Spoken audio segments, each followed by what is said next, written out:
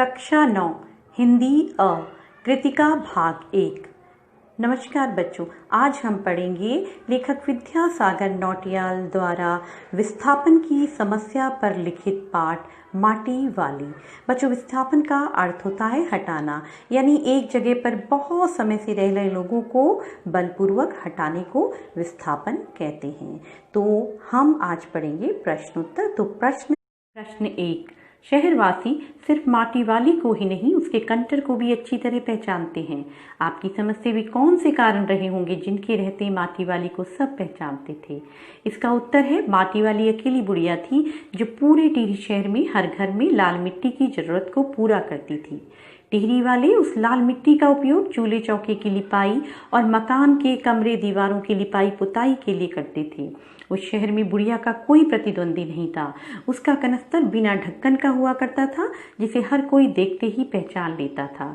इसलिए कहा गया कि शहरवासी सिर्फ माटी वाली को ही नहीं, उसके कंटर को भी अच्छी तरह पहचानते थे।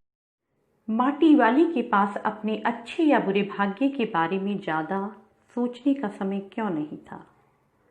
माटी वाली के पास अपने अच्छे या बुरे भाग्य के बारे में ज़्यादा सोचने का समय इसलिए नहीं था क्योंकि वह गरीब थी। उसके पास अपना कुछ भी नहीं था।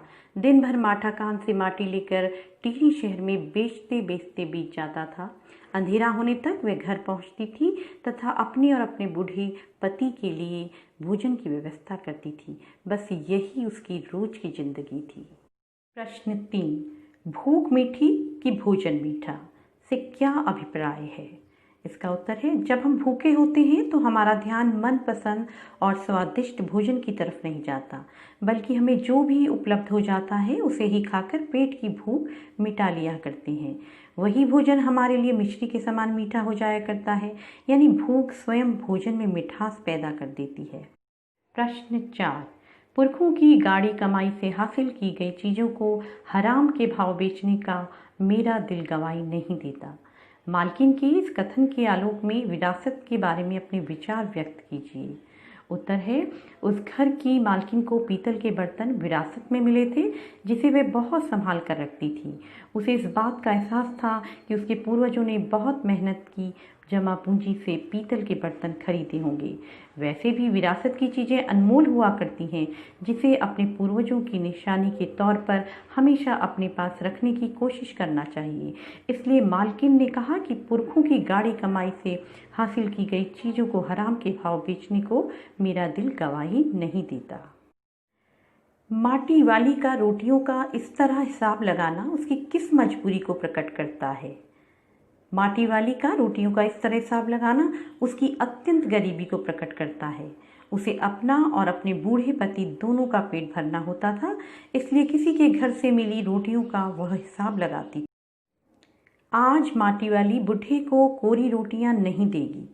इस कथन के आधार पर माटी वाली के हृदय के भाव को अपने शब्दों में लिखिए। इसका उत्तर है, माटी वाली को अपने लाचार पति के प्रति दया भी आती है और प्रेम भी। उस दिन माटी वाली के पास इतने पैसे हैं कि वह कुछ प्याज खरीदकर अपने पति के लिए प्याज की भाजी भी परोस सकेगी। इससे पता चलता है कि वह अपने पति के चेहरे पर संतुष्टि के भाव देखने के लिए कितनी व्याकुल है। प्रश्न 7। गरीब आदमी का शमशान नहीं उजड़ना चाहिए। इस कथन का आशय स्पष्ट कीजिए।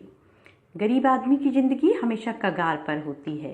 एक हल्का झटका भी लगा तो जिंदगी तार तार हो जाती है। जिनके पास धन संपत्ति होती है वे किसी तरह से हिम्मत जुटाकर जिंदगी को फिर से रास्ते पर ले आते हैं, लेकिन ऐसे में गरीब आदमी अंदर तक टूट जाता है। शमशान वह आखिरी पड़ाव होता है जहां हर किसी को जाना है। टिहरी बांध के प्रभाव में तो इस कहानी में शमशान भी बह चुके हैं। माटी वाली का सब कुछ तबाह हो जाता है और उसे अपना अंत भी भयावह दिखता है, इसलिए वह शमशान के नहीं उजड़ने की बात करती है। विस्थापन की समस्या पर एक अनुच्छेद लिखिए। विस्थापन का अर्थ होता है हटाना, यानी एक जगह बहुत समय से रह रहे लोगों को बलपूर्वक हटाना। इसका उत्तर है, जब भी विकास के नाम पर कोई बड़ी परियोजना बनती है तो इससे कई लोगों का विस्थापन होता है। विशाल बांध परियोजना या सड़क परियोजना के निर्माण के प्रभाव में सैकड़ों गांव और हजारों लोग आ जाते हैं। ऐसे लोगों को अक्सर मुआवजे के नाम पर रुपए पैसे दिए जाते हैं और कई बार किसी अन्य स्थान पर जमीन सुकून भी दी जाती है। कहना बहुत आसान है, लेकिन विस्थापन के बाद जिंदगी को फिर से नए सिरे से शुरू करना बहुत ही मुश्किल काम होता है। इसमें बहुत ही कम लोग होते हैं जो आगे की जिंदगी में सफल हो पाते हैं।